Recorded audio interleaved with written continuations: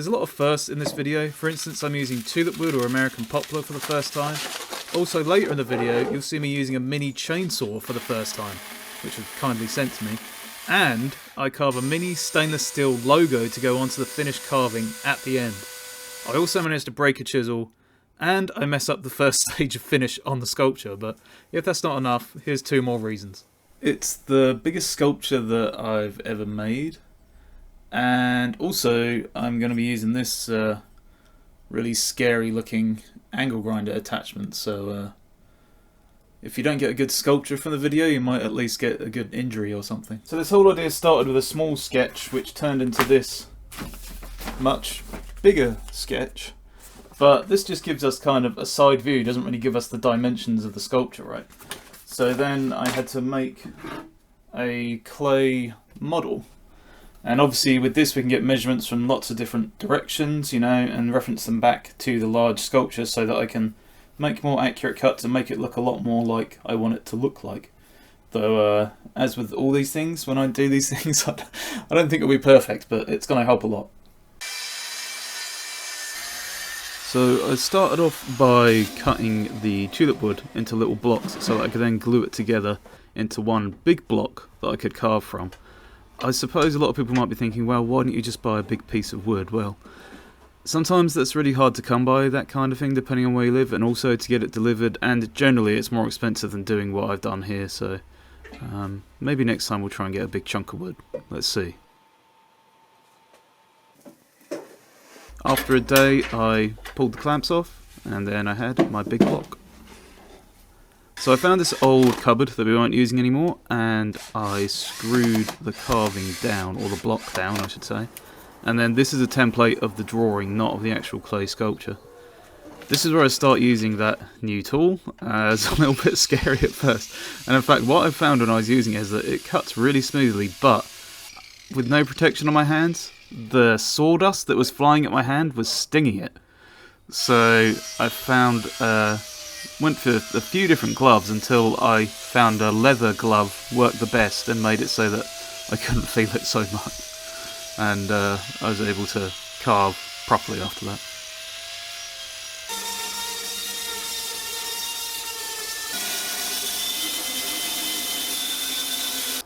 At this point I decided to start taking stuff out from the underneath the head, just so I can figure out where I am. And this bit I almost lost the feet, but not quite. I used a Forstner bit to drill out big gaps in the sculpture. You could chisel these out if you wanted to, but you know, obviously this is a lot faster and it doesn't need to be that accurate. I sort of found that using the template that I was using there, which I got from taking a photo from the top of the sculpture, was not really too accurate to the end result, because depending on the angle you get on the sculpture, sometimes the template won't work out very well. So I wish I had just done measurements straight from the start from the sculpture rather than relying on templates too much.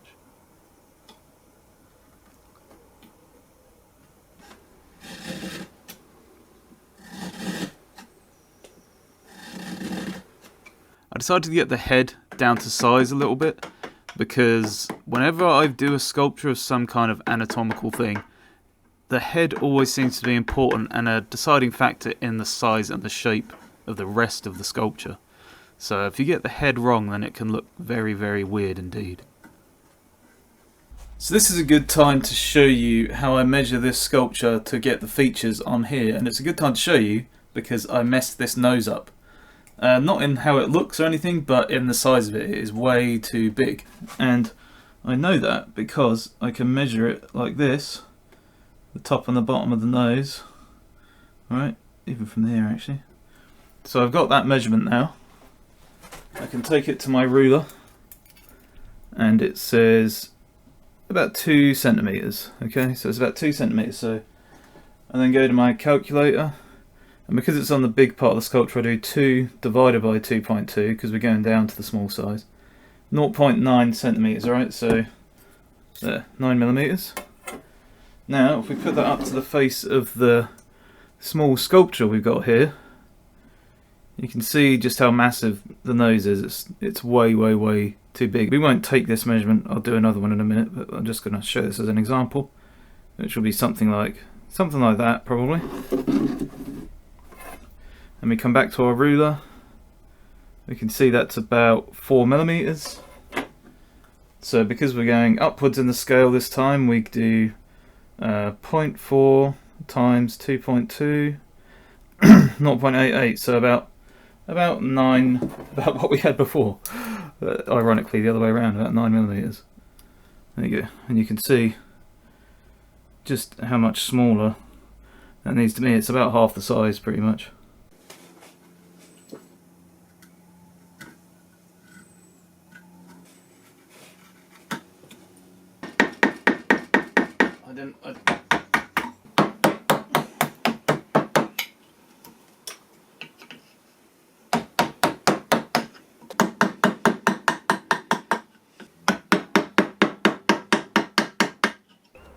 So now we're on to the mini chainsaw that a company called CC kindly sent to me for free, as long as I, made a video about it. It wasn't this, it was on Instagram, I think, where I made the video, but I did tell them I was going to include it in this video as well. As you can see, it was kind of hard for me to control to start off with. It sort of bounces around and everything, but that was more to do with me just being really, bad at using it to start off with, rather than the chainsaw itself. Once I got used to it, and the way it cut and how it felt, I realised that you needed kind of quite a firm grip, but also just to let it do a lot of the cutting itself rather than trying to push it too much. And I found it was actually excellent for stuff like this, cutting across the grain and then chiselling out the rest. So this became a really kind of hybrid woodworking kind of situation with power tools and hand tools, and it seemed to work out pretty well. So I've hit a point on the sculpture where I have to start thinning down where the legs are so that the body gets to the right shape and the legs are kind of in the right position. Let me just show you what I mean. It's probably the easiest way. So I measured the little sculpture and I realised that actually the outside of the legs is not here, but actually quite farther back here. So I measured that back everywhere where I can. And we're now going to go outside and take the angle grinder attachment and come down to these little bits.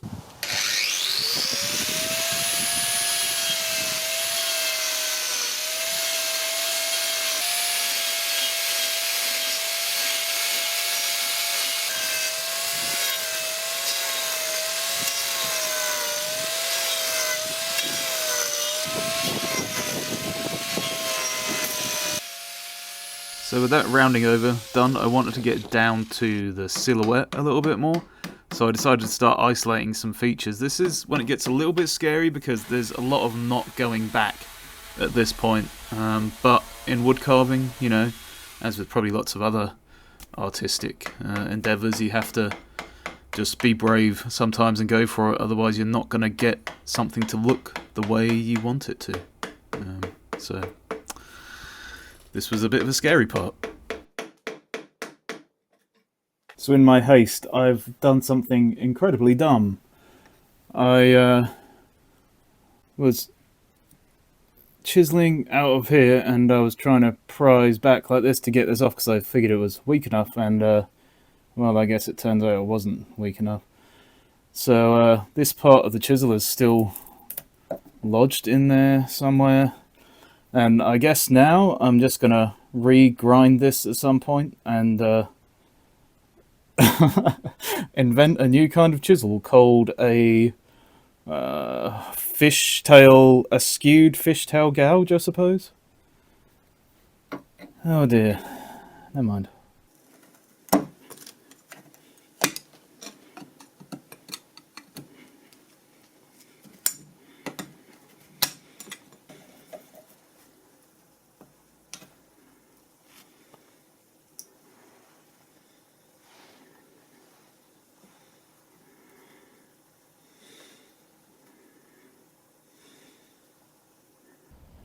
Now we say goodbye to the chisel tip, putting it into a hole in the ground back from whence it once did come from.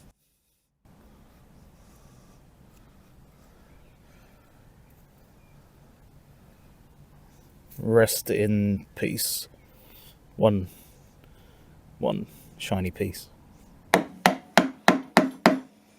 So my next challenge was the feet, and I can't overestimate just how important it is to have references, especially when you're doing something new for the first time. I've never done dog's paws, or at least if I have, I can't remember. But I use Pinterest to collect lots of different images, and so that way I have really quick references, and I can look up drawings of dogs' feet, like anatomical ones. I can look up sculptures and things like that, and just try and figure out to get the feet to look the way I want them to.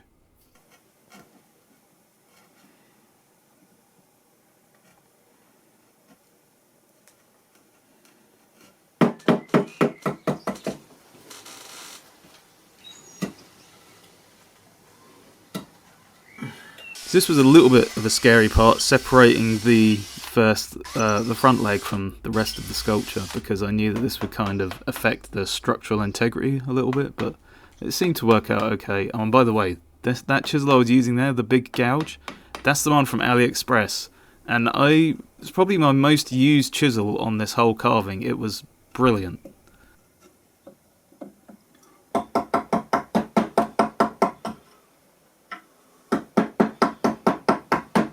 The mouth presented another challenge all in itself, and even though I don't usually use things like the Dremel or like a rotary tool to cut things, in this case I decided to use it because it was just so hard to get inside the mouth there, and I knew if I did it with the tiny chisels that it would just take a very long time.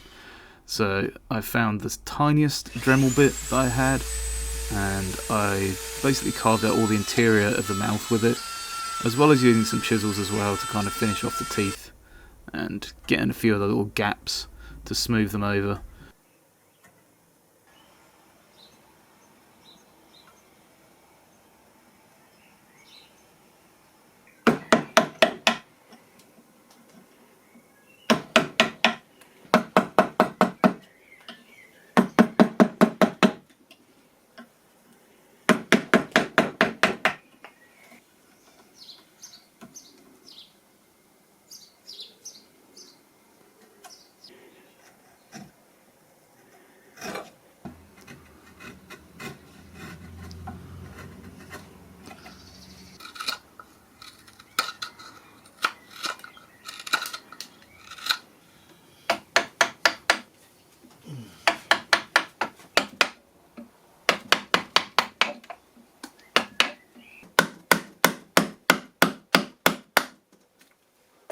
You would think as a sculpture goes on that your confidence kind of builds a bit more as you see things come together the way you want them to. And that is true for the most part, I guess.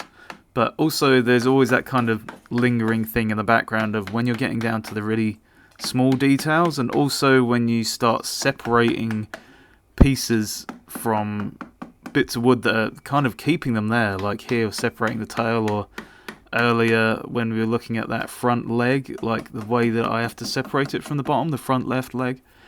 Those bits made me really nervous, but I knew if I went slowly at it and thought about it that I could get it done.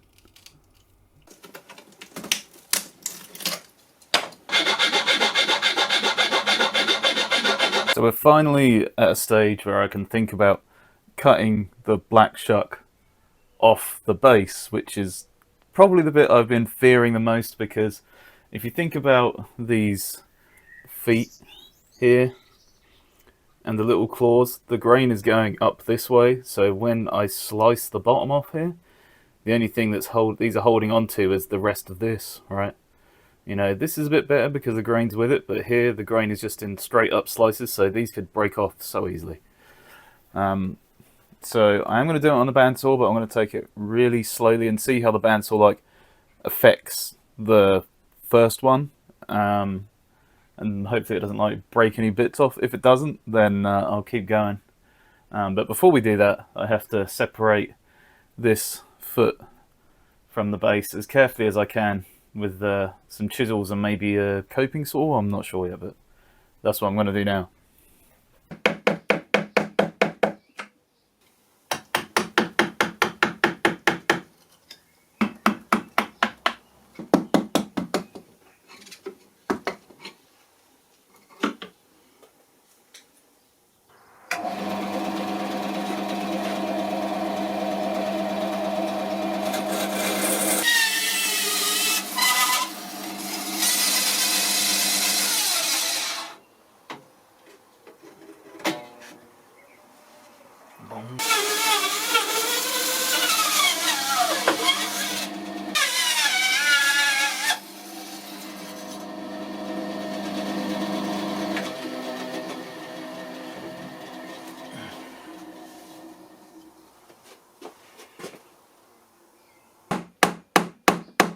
Of course, all those little bits were still left around the feet, so I had to carefully chisel those away without breaking away the claws, which was kind of tricky, but as you can see, I just about managed to do it.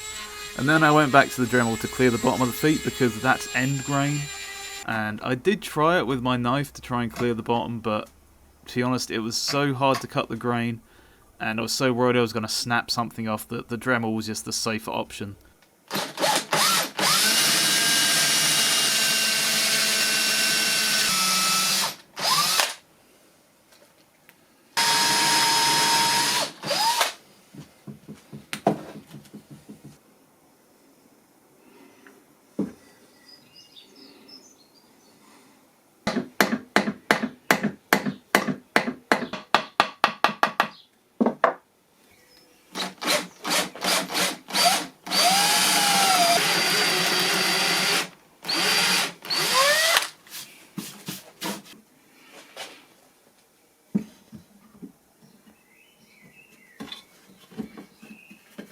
Now, the problem that's occurred here, which I knew was going to come, but I'm going to show you what it is anyway, is that you see how the feet aren't completely flat with the bottom? And there's no way they can be because the feet are all at different angles and stuff like that. So if you look from this way, you can see the feet kind of at different angles. This front one is going like down that way, that one's going down that way. So now that I've got the dowels in there, they're obviously not glued in yet.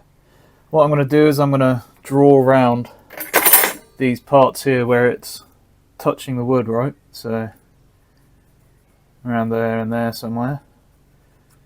Then I'll carve that out, and around here as well. It's touching the wood here somewhere, right? So I'll carve those bits out.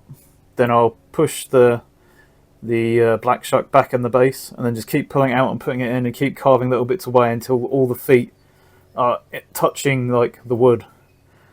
So these feet are going to be kind of slightly embedded, but sort of a happy mistake because I think that might look cool. Might look kind of like it's squishing the wood down like it's walking on mud or dirt or something like that. So we're gonna keep doing that and see how it works out.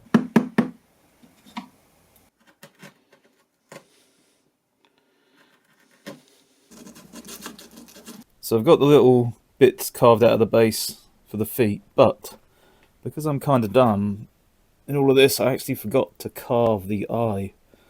So I'm going to do that now, and I'm going to do it very carefully. I've had a lot of people comment about how I do eyes, and to tell me that I should be making it so the pupil is the lowest part of the eyes so that it looks darker, but I know where they're coming from, and that is the way it's done on a lot of kind of classical Greek sculptures and stuff. But I just prefer it this way. I like seeing the pupil come out. I think it adds something else to it that just makes the eye a bit more kind of piercing. Like, I don't know, like it's really staring at you.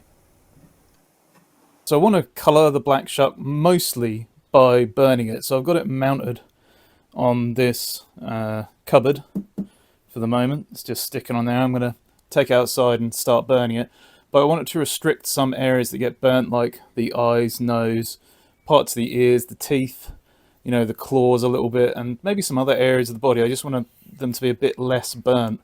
So in order to help me do that, I've kind of shaped this stick so I can kind of hold it up and sort of block the fire off certain parts and see if we can get some interesting gradients, and then also like completely block off some areas so I can paint them.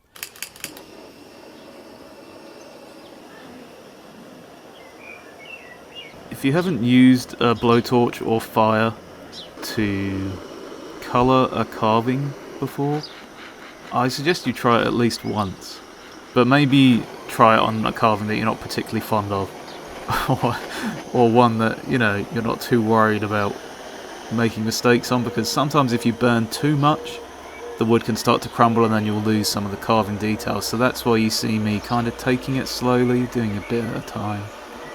But it's quite fun. And then of course I wanted to get all the charcoal dust off before I put any finish on, because I was worried about it being all little bits floating around. Now what I normally do here is I mix varnish with mineral spirits and I paint it on in thin layers, but you're now going to see why that might be a problem. So I've encountered quite a bizarre problem. I tried this new varnish, this furniture clinic one, mostly just because it's in a bottle, so it's easy to get little bits out of and then shut the lid rather than a tin of varnish. So I diluted it with spirits like I normally do, white spirit, and the first coat seemed fine, but when I did the second and the third coat we got a very weird thing happen, and it's this. So this kind of misty colour has come up on it, which I can kind of take back a little bit by scraping it, but not very much. I looked that up online. I don't really know what's caused it, so I don't know if it's because I thinned it down, it reacted with the spirits, or maybe it reacted with the burnt parts of the dog, you know, like the coal type parts have reacted with it. But I looked that up online, and apparently if I do a really thin coat of the gloss just like pure on its own, then it should fix it. So let's see if it fixes it. If not, I'm going to be doing a lot of sanding.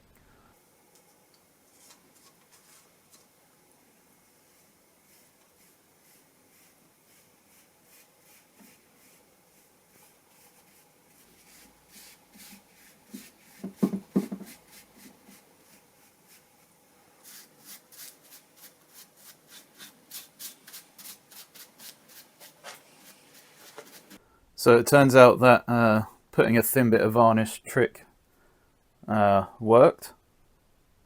I actually later found out that the varnish that I got,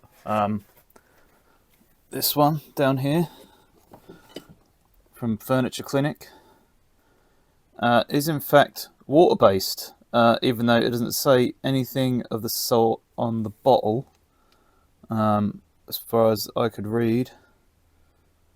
No, can't see it on there at all. So I went on their website and it says water-based. So that's probably why we had the weird reaction, because obviously mixing spirits with the water-based varnish doesn't really work the same way as if you're mixing it with a solvent-based varnish, right? So anyway, I thought, well, is that going to be a problem when... oh, and this has been drying for about 4 days now, by the way, just to make sure that it was okay, so that no mistiness returned. But I thought, okay, well, I better try putting some on bits of wood and then putting the spirits and oil paint on top to see if it makes it go weird. And as you can see, I've added, this was a piece I burnt as an experiment. I put the gloss on top, and then I put mineral spirits and oil on top in this kind of orangey paint.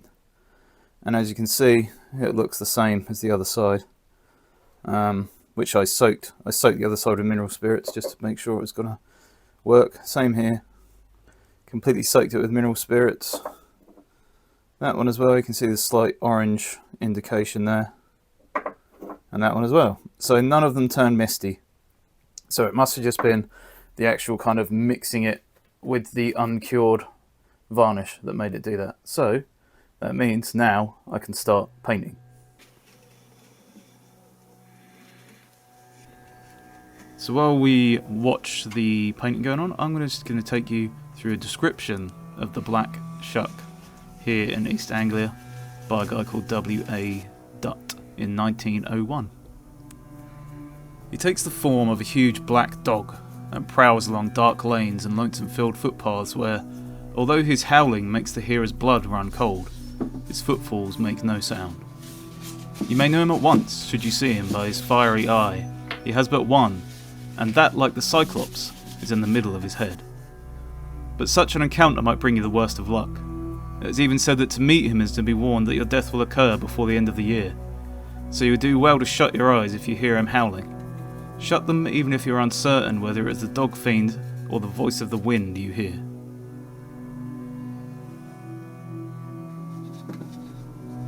I find folklore particularly fascinating, as to me they're like the movies and books of the old days. Sometimes they portray a valuable moral lesson, other times they're used to personify a certain tragedy or something, but whatever their meanings, I think it's crucially important to keep them alive, as they're an excellent way to get people interested and involved in the history of their own culture, and of course explore and learn from other cultures around the world. There's so many amazing stories out there waiting to be found, and if we can share them and learn about them together through art, well, that sounds pretty cool to me. So for that reason, I'm hoping that this Black Shuck sculpture is one of many folklore sculptures to come, and if you've got some folklore or mythology that you're particularly interested in, please let me know in the comments, because I always want to hear about it.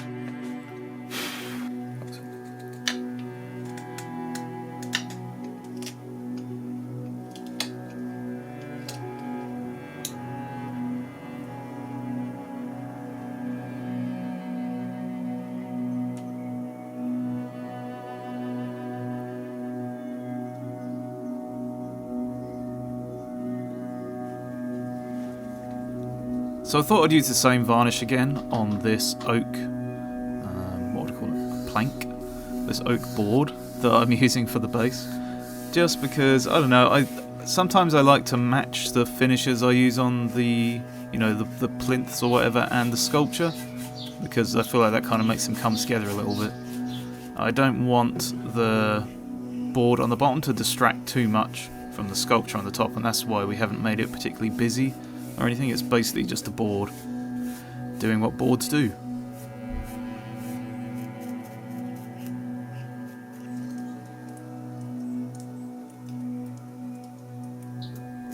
I thought a lot about how to fasten the metal logo that I made to the base. I thought maybe I could just glue it, but then I thought, well, also I'd like to have some kind of fixing on there to hold it in place. And I was searching around loads of different places for like fancy looking nails and screws that might look nice, but in the end I thought, well, if I can make a big hole through it like I have here, then I can make a dowel that goes all the way through and can glue into the wood below the logo, but then be bulbous enough at the top to stop the thing coming back out. So basically like a wooden nail or a wooden peg, I suppose. And that seemed to work out kind of cool. I quite like it. As always, I want to thank my patrons for helping me out, and they in part paid for the tulip wood that I created the Black Shuck sculpture from. So thank you very much, guys. And we have a new member at the Bendy Boy Society tier, Orestes95. Thank you very much for joining. I appreciate it. I hope to bring you more interesting sculptures very soon. Once again, if you have any ideas for future things, let me know. I'd like to read all the comments. Catch you later.